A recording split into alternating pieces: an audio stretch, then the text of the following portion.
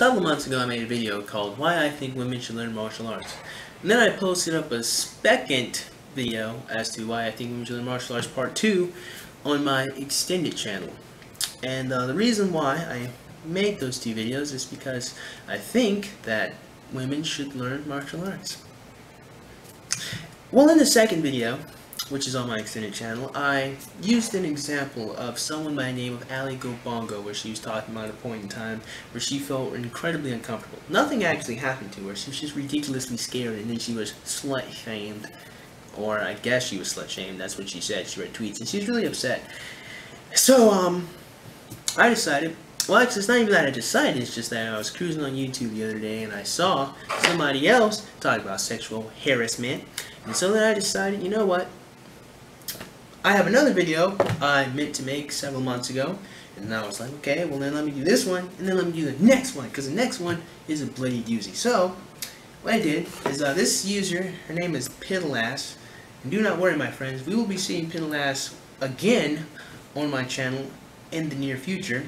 However, I'm going to let her tell her story, and then we're going to come back and we're going to chat about it. So, take us away. Roped a lot. And it happened like the third day of Warped for the first time of my life. Warped was closing and I went out to see this fan and he didn't even know who I was. I thought he did, and he was waiting outside and I was like taking a nap, and then Seer was like, hey, there's this fan that wants you, and I was like, okay, cool. So I went out and he was very, very touchy on me, and I didn't know how to respond because I didn't want to like come across as like a rude YouTuber. Like I didn't want to be like, I didn't want to read posts about me like, oh, I met Kate, she was horrible, she didn't like want to take a picture with me, she didn't want to hug me, which is not the case, because like with you guys I want to hug all of you and like high five and take pictures. Like I love that, it's amazing. And if there's like a crappy picture, just come take another one. I don't care, I'm down for another. I probably look crappy in it too, like we'll redo it, it's no big deal.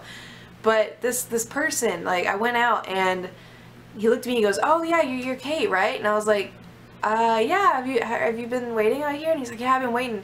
And we were talking a little bit, and we were having like a good conversation, but he got very touchy, and it was very, I didn't know how to respond because I didn't want to, you know, be like, meh. So it got to the point of where he would like touch my hands and hold on to them, and I was like, okay, not comfortable with this. And then he would touch my arms, and then he would touch my hips, and then he went and tried to grab my butt. And I was like, okay, nope, nope, nope, nope, nope.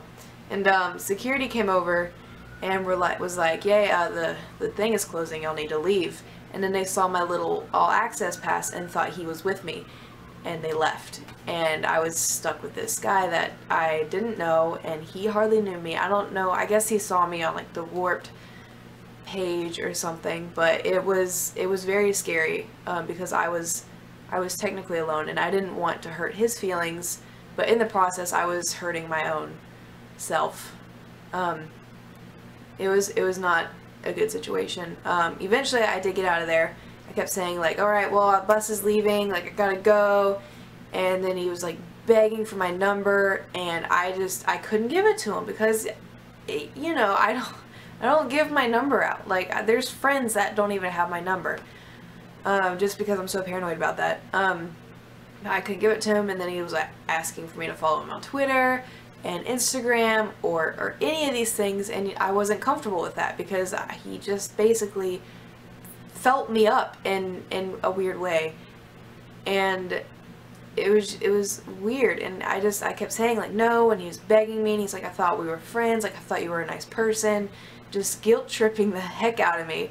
And eventually I was like, look, I gotta go, and I just walked off, got on the bus, and I started crying. And because I was so scared that something would have happened. Like I don't know if something would have happened. I was just like trying to be nice to this guy, but at the same time I was afraid for myself, and no one was around to help me. No one knew I was out there except for Seer, but Seer didn't think anything of it. He just thought I was like a fan and I was having like a good conversation with him or something. It's very hard, and this goes for girls and guys, if you're uncomfortable, it's very hard to say no, or to just kind of be like, look, I'm not okay with this. If you're like me, like you don't want to hurt their feelings or you don't want to make things weird. It's hard to say no. But eventually you need to get to the point of where if you are uncomfortable, think about yourself. Because if you're uncomfortable, then there's a reason for that. Like, get out of there. Even if you like have to be like, oh, I gotta call my mom or something. It was very scary to have that happen. Especially to someone like me who stays in her room and hardly talks to people. So yeah, and I'm not saying this just happens to girls. Like it happens to guys, and it's like I've seen girls like throw themselves on guys, and guys are just kind of like, I don't want this. This is weird. Get off me. And I think that is a good place to stop. Alright, so now that we heard her story, I can't really say I have lots of problems with her. Actually, there's a couple of things I'm going to point out. One thing that I found to be very interesting, I think there's about 3 very interesting things that I found here. One interesting thing that I found here is that at one point in her story she said, you know, that I was alone and there was nobody around to help me, which I find very funny in our super equal society now, where men and women are just as capable as each other, and yet we still have women who expect other people to do things for them. I'm not going to spend a prolonged period of time on that point, but I do find it to be very interesting. Now, Piddle-ass, or Kate, her real name's Kate, so she's not really a feminist. She's not a feminist at all. So the whole expectation that people come out and help her out is something that is ingrained in a lot of women. Like, a lot of women do want to be taken care of and do want people to come and help them out when they have problems, which this is reasonable. I mean, if you need help, of course you would want to get some help, right? But I do find it funny how, I mean, we live in this super equal society now where, you know, men and women are just as capable as each other, and yet you still have women waiting to be rescued in a sense. Very funny thing there. Which is why I think women should learn martial arts, for exactly what happened with Kate here. Now, interestingly enough, Kate was, technically speaking, not really sexually harassed, because she said he went for her butt and then he stopped her. So she wasn't actually, you know, touched in a sexual manner, but she was made to feel uncomfortable in that situation. Right, now she goes on to say in the last minute or so of her video, because the other half of her video is her playing a piano. So in the last minute, she goes on to say that this is something that also happens to men too. So she does, again, she's not a feminist, so she does acknowledge it happens to people in general.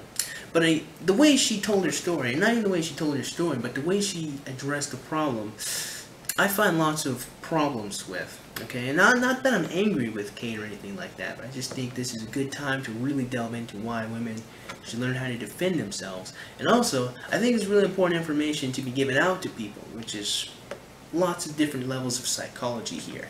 Okay, so again, so one thing to point out, Kate wanted someone to come help her out. She's a very passive person, didn't really do much anything. At the end of the day, she did stop the guy, told him no a couple of times, was still made to feel uncomfortable, and at the end of the day got on the bus and started crying about the situation, which I think is kind of funny. Not humorous funny, but strange. So, yeah, let's get started.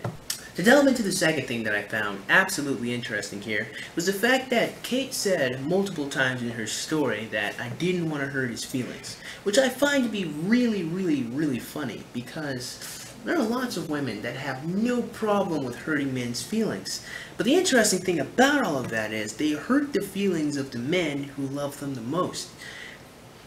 Now, why is that? That's a whole video unto itself. But it's strange that you will have women who will harshly and viciously reject men who are really nice to them, or just, you know, really want to care about them, right, and help them out.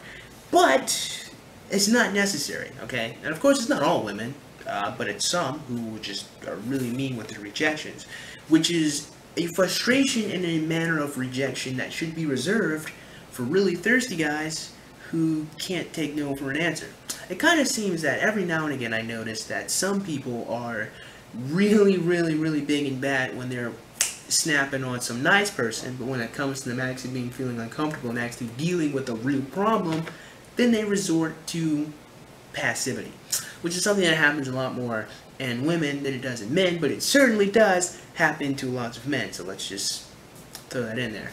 right? A lot of people, and it's kind of like with the whole bully thing that I made when I made a video response to Christina. You know, a lot of people don't actually, a lot of bullies only pick on people that they think they can get away with, and that's going to be very important later in the video. Really important point. But I do find it funny how you hear a lot of girls will say, you know, I don't want to hurt his feelings, and I think I do find that to be a very hollow statement, because in a situation like that, you're not going to avoid hurting his feelings, and if he's making you feel uncomfortable, then you kind of have all right to hurt his feelings. I mean, I hurt people's feelings all the time, and I don't do it maliciously. I'm just very frank, and they get their feelings hurt. So I mean, you know, you should really stop with the whole I don't want to hurt his feelings thing, because it's unavoidable. You're going to end up hurting people's feelings if you're honest. The important thing is how you go about hurting that person's feelings if they're not being rude or mean to you. If they are being rude or mean to you, then you have all the ability or all the right to hurt that person's feelings. So if some man is making you feel uncomfortable, and I'm not saying because, you know, he dresses in a certain way, or he's really creepy, or, you know, or if he's talking to you and you don't like him, I mean really uncomfortable, like he's putting his hands on you and you tell him to stop, then you have every right to tell that person to stop and to hurt his feelings. So I just find it funny how a lot of girls have this idea that they can't hurt people's feelings or something like that. Now, let's get on to some psychology. I'm going to make a point with this, so bear with me, okay? Animals very rarely want to fight, okay? If you look at animals, they usually run away, okay? Like squirrels and rats and mice, usually snakes too. They run, they leave, they don't like fighting. And the reason why is because if you fight, there's a chance that you can die in a situation out in the wild. Right? So a lot of animals, like let's use snakes for example. I think snakes are a good example. Cobras specifically, and venomous snakes specifically because of the way they're designed. Right? If you look at a cobra, you know, a lot of animals have sizing contests where like they don't actually fight, they just puff themselves up. So the whole point of the hood that a cobra has is to make themselves look bigger. And cobras try to intimidate their prey away, or will try to intimidate bigger animals away, because the venom that they have takes a long time to produce, you know, relative to, I don't know how long it's, I know after they expend their venom, they don't have a lot for a while. And the venom is the main source of how they catch prey and eat their food, so if they end up using that in a fight, well, they're screwed for a little while. So cobras very rarely ever actually want to fight. Most snakes very rarely actually want to fight, because venom is a finite resource and they can't just expend that. Which is instinct. Now, I just use snakes as an example. It's an instinct in most animals, or most mammals, or reptiles, is fight or flight. Okay, I'm sure you've heard that before. And that if you put pressure on them, an animal's going to make a decision to either fight, run away, or to fight.